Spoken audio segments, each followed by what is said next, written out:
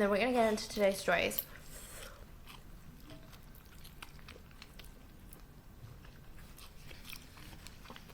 Okay.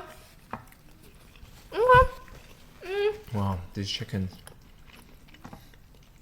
Wow, I've never seen such barbarian spaghetti grabbing in my entire life. Really? Let's try to be classy and nice about it. Pinkies up. Okay, the fried chicken burger. I think this is my first time having it from Jollibee. Not as amazing.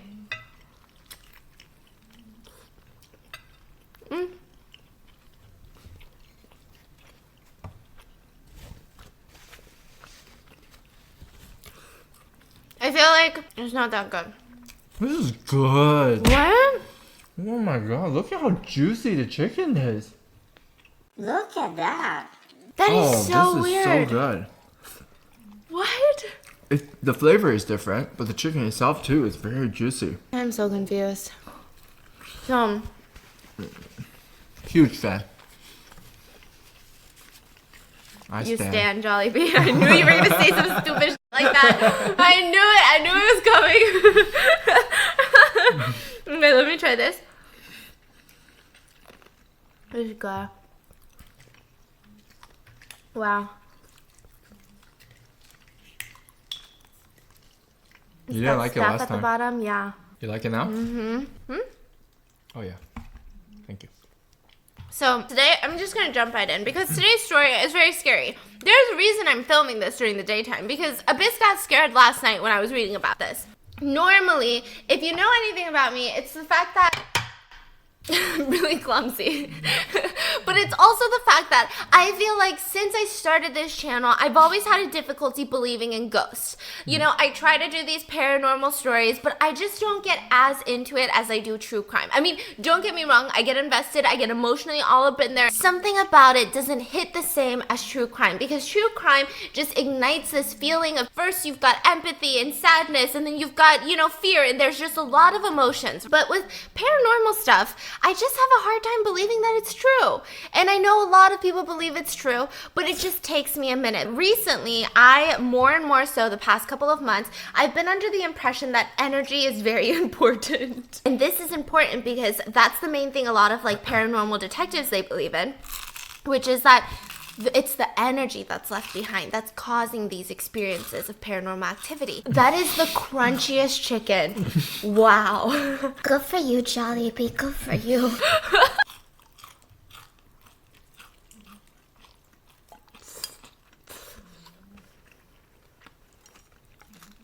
Wow.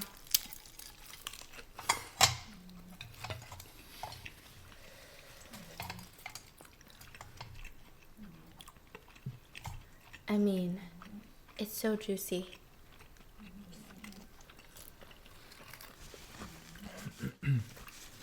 So we're talking about ghost stories? Mm-hmm. I believe that people leave behind energy, whether they're still alive or maybe they pass. I feel like that energy kind of sits in that place. So I wanted to look at the psychology of why certain people see ghosts more than others. Because 1 out of 5 Americans believe that they have seen a paranormal ghost of some sort, or an like a, whatever you call it. So why is it that 1 out of 5 people, they have a much larger tendency to see these things? And it's not like these people work at cemeteries. It's not like these people work at morgues. Like just 1 in every 5 Americans believe that they've seen a ghost. Okay. And so there's a lot of psychology behind it, and it gets really, really interesting. The other 4s are missing out. Honestly. Have you seen a ghost? No, you I've saw never seen some a lights ghost. in a hallway. Yeah. I've seen weird things, but not a ghost. So the main thing that people usually associate with seeing a ghost is a sensed presence, which means that you sense that someone is near you, or looking at you, or hanging out behind you. And apparently there's a lot of psychology behind the idea of sensed presence, and they've done a lot of studies on it. And one of the main things is typically it happens after you've been isolated emotionally and physically for long periods of time.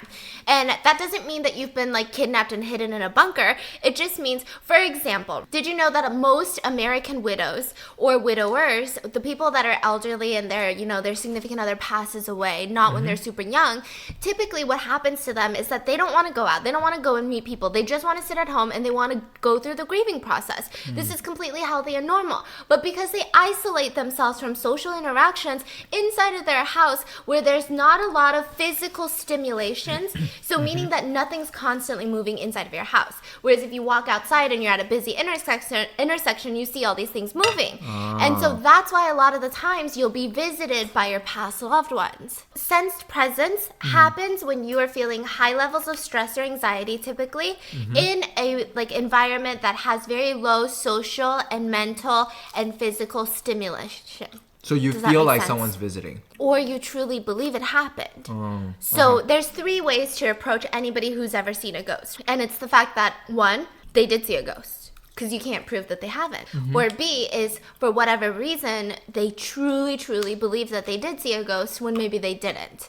And then the third reason is they're lying about it. They know they haven't seen a ghost, but for whatever reason, they're making up this lie. So those are the 3 ways you should typically approach a ghost subject. They say that's why a lot of the time significant others, after they lose somebody, they go through the grieving process, they isolate themselves in their home, and because they have high levels of stress and grief in a low stimulating environment, they start either sensing their loved one's presence or they actually see them. It's very intense stuff.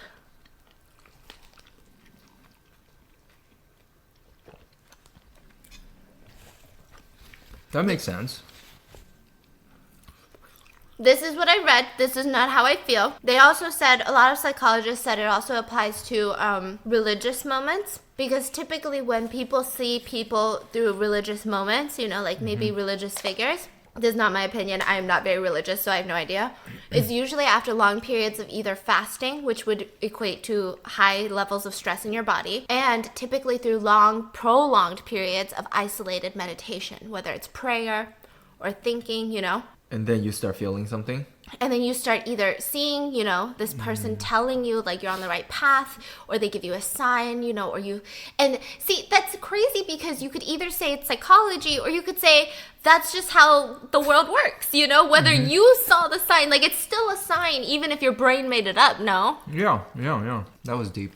Thank you. And the brain does very, very interesting things. So I'm going to give you guys a science experiment that they did on a bunch of people who they believe wholeheartedly. They're like, Listen, babes, a ghost is a real ass thing and they exist. and so they brought in all of these people and they were asking them like, why do you think spirits exist? Why do you think? And they all had these very, very good answers to it. And so what they did is they had a couple psychologists and scientists. They sat down in a room with this person and they would isolate them one by one. Okay. And they had 2 robots. So they would sit on a chair like this. And in front of them would be a sensor. And they would do like a hand motion like this. And then behind them would be a robot that would do the same motion on their back in real time. But then the minute that they slowly delayed the robot a little bit, the brain, the people that were going like this, and then the robot was a little bit off timing, the people started panicking. And they'd go, okay, they were blindfolded, by the way, and they'd be like, okay, I feel like there's a lot more people in this room.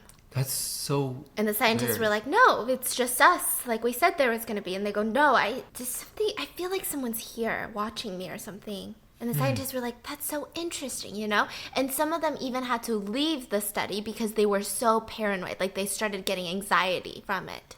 Hey, we can do that right now. No. You're blindfolded now. I'm doing this. Yeah, so it's like something about that delayed response in a human's brain makes you feel like, what is going on? And it's also because of something called, did you know a lot of people see faces where there are no faces? Yeah, because I see that all the time. On my face? No. Yeah, you look for the pattern of face, right? I do that all the time. Like I see a face on the floor all the time. Why is that? Just we're looking for faces all the time? So the faces thing is more about when there's low levels of light and visibility, your brain kind of fills in the rest. And faces are something that you see so often and regularly that's not shocking that you immediately want to make that a face. The reason that a lot of people see ghosts, especially in areas where you would expect them to see ghosts, is because of something called agency detection, which means, let's say you're running through a cemetery. Please don't run through a cemetery, but let's say that you are. Okay? You're running through a cemetery and you feel a little bit of rustling behind you. Now, option A is that it's a squirrel climbing up a tree. Option B is that it's your dead relative coming up to tell you, hey, be good to your mom or else I'll kill you. Which one is a lot more dangerous? If it's option A and you keep walking, nothing happens to you. But if it's option B and you just keep walking casually, something very bad could happen to you. And so your brain makes the decision for you to panic. Because the risk of not panicking is so much greater.